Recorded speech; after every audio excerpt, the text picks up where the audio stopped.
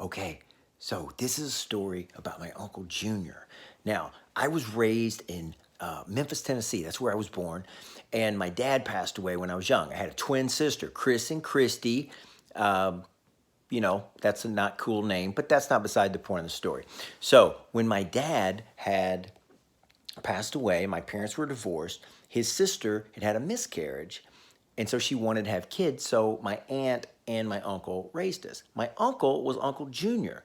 Now, it's important to realize that he wasn't really my dad, not even by blood. And they had gotten married old school, like in a town called Munford outside of Memphis back in the day. He was 24, she was 13. That's the way they rolled back then, okay? But he assumed the role of my dad. Now, Uncle Junior, what did he look like? He had long black hair that he slicked back with Vaseline hair tonic. And he had a very skinny body, but the belly protruded. And he always wore white t-shirts, so the t-shirt would be very crisp, but then the belly would be filthy because it was a farm. I was raised on a farm.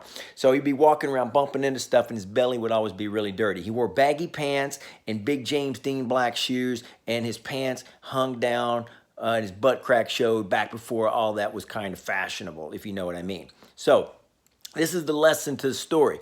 One day, my uncle is working on a 64 red Chevrolet truck, and all I see are his legs. I'm a young man. I'm about 11 or 12, but I always remembered this life lesson that he taught me. I see his legs. I'm shooting basketball, doing what kids do, and I would see the legs move around a little bit, but nothing happened. And every once in a while, I would hear, "Oh." Now, kind of had an echo effect, his voice, because he didn't have teeth. Well, he had teeth, but he would only put them in at special occasions. And he never really found any reasons for those special occasions to exist, to be honest with you. All right, so the legs move around again, and I hear, "Oh, me."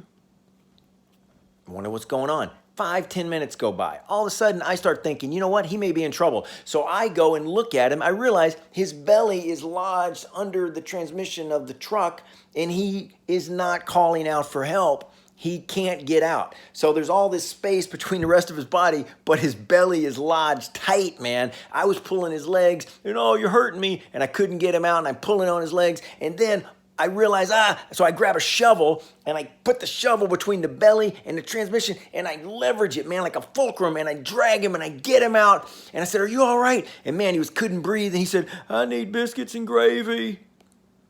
So we get him biscuits and gravy, right? Got to get his blood sugar up. So he's eating these biscuits and gravy, And then this is the lesson. Very uplifting. I never forgot it.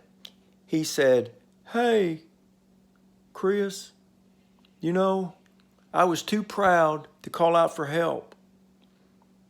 And it's important to note, he had his teeth out, his belly was filthy, and he had Vaseline hair tonic in his hair, and he was dirty.